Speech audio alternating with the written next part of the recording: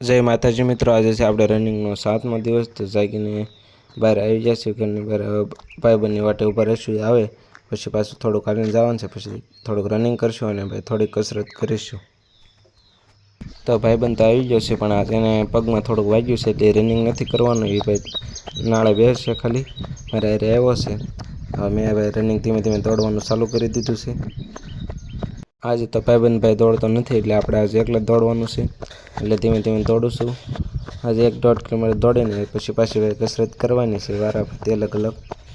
આજે 1.5 કિલોમીટર પૂરું કરીને આપણે આવી ગયા છીએ હવે નાળે ભાઈ. હવે આજે આપણે ફેટ લોસની કસરત કરવાની છે, એટલે કે પેટ કઈ રીતે ઓછું થાય છે તેની અલગ અલગ કસરત કરવાની છે. તો પહેલાં આપણે ફેટ લોસ કસરત માટે આવી રીતે ઊભા રહી પછી એક પગ ઉપર એની નીચે તાળી પાડવાની, એવી વારાફરતી કસરત કન્ટિન્યુ ચાલુ રાખવાની છે. પછી ભાઈ બીજી કસરત કરીશું આપણે, ત્રીજી, ચોથી, આવી રીતે વારાફરતી 2 પગ ઊંચો કરીશું અને નીચે આપણે ભાઈ તાળી પાડી એવી રીતે હાથ કરવાના છે. કન્ટિન્યુ આ કસરત આપણે ચાલુ રાખીશું, જેના કારણે ફેટ લોસ થાય છે.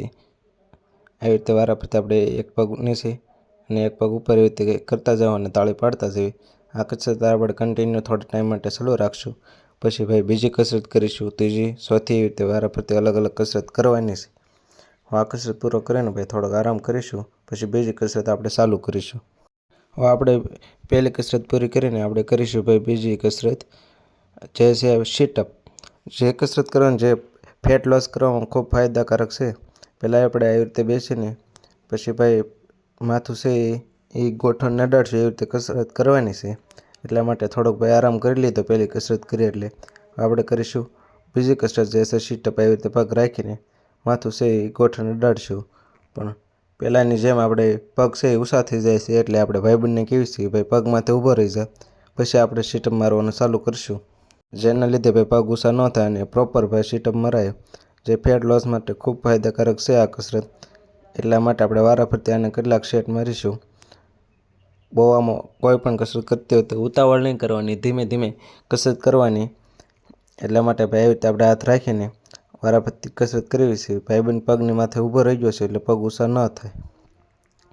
એટલા માટે કન્ટિન્યુ આપણે થોડોક ટાઈમ માટે ચાલુ રાખશું. પછી બીજી કસરત પૂરી થયા પછી બાદ આપણે ભાઈ ત્રીજી કસરત ચાલુ કરીશું. એવી રીતે અલગ અલગ કસરત કરવાની છે. આજે સીટઅપના ઘણા સેટ મારવાના છે. આ કસરત કરવાથી ભાઈ ફેટ લોસ થાય છે, એટલે થોડોક આરામ કરતા જઈએ અને કસરત કરતા જઈએ, એવી રીતે કસરત કરવાની છે ભાઈ. આવી રીતે ભાઈબંધ ઊભો રહી જાય એટલે પગ ઊંચા ન થાય, એટલા માટે આપણે પ્રોપર ભાઈ આ કસરત થાય છે. એટલા માટે હું કન્ટિન્યુ ભાઈ થોડોક આરામ કરીને પાછી કસરત ચાલુ કરું, થોડોક આરામ કરીને પાછી એવી રીતે કસરત કરું છું. આ કસરત પૂરી કરીને આપણે ભાઈ કરીશું હવે ત્રીજી કસરત, જેના કારણે ફેટ લોસ થાય. કસરત પૂરી થઈ ગઈને આપણે થોડોક રિલેક્સ થઈ જઈએ છીએ અને ભાઈબંધ પાછળ ભાઈ દાંતણ કાપવા જાય છે. હવે આપણે કરવાની છે ભાઈ ત્રીજી કસરત, જેનું નામ નથી આવડતું, પણ આવી રીતે હાથ રાખીને ગોઠણ છે એવી રીતે હાથને અડાડવાનો છે. એમ બીજા પગનો ગોઠણ બીજા પગને એવી રીતે વારાફરતી એક પગ ઊંચો કરવાનો અને હાથને અડાડવાનો છે. એવી રીતે વારાફરતી કસરત કરવાની છે. આ કસરત કરવાથી પણ ફેટ લોસ થાય છે. આ કસરત આપણે કન્ટિન્યુ ચાલુ રાખશું. આ ત્રીજી કસરત પૂરી થયા બાદ ભાઈ આપણે ચોથી કસરત કરીશું. એવી રીતે ફેટ લોસ માટે આજે અલગ અલગ કસરત કરવાની છે. આમ વારાફરતી આપણે ગોઠણ છે ભાઈ હાથને અડાડશું, બીજા પગનો ગોઠણ એ બીજા હાથને અડાડવાનું છે. એ રીતે વિરોધ સાઈડમાં આ કસરત કરવાની છે. જે કન્ટિન્યુ કસરત છે આપણે થોડા ટાઈમ માટે ચાલુ રાખશું. પછી રિલેક્સ થઈને ભાઈ આપણે કરીશું ચોથી કસરત. હવે ભાઈ આપણે કરવાની છે ચોથી કસરત, જે આપણે ફેટ લોસ થાય. આ કસરતમાં આપણે આવી રીતે હાથ રાખીને ઉઠબેસ કરવી, એવી રીતે વારાફરતી કરવાની છે ઉઠબેસ, જેના કારણે ફેટ લોસ થાય છે. ઉઠબેસ છે તે ફેટ લોસ માટે ખૂબ ફાયદાકારક છે. એટલે એવી રીતે આપણે હાથ રાખીને નીચે બેસવાનું, પાછું ઊભું થવાનું, એવી રીતે કસરત ચાલુ રાખશું. આ ચોથી કસરત પૂરી થયા બાદ ભાઈ આપણે પાંચમી કસરત કરીશું. એવી રીતે ફેટ લોસ માટે આજ કસરત કરતી રહેવાની છે. આજનો વિડીયો આખો ભાઈ ફેટ લોસની કસરત માટે જ છે, અને રનિંગ છે એ બેસ્ટ છે ભાઈ ફેટ લોસ માટે, એટલે રનિંગ તો કરવું જ જોઈએ.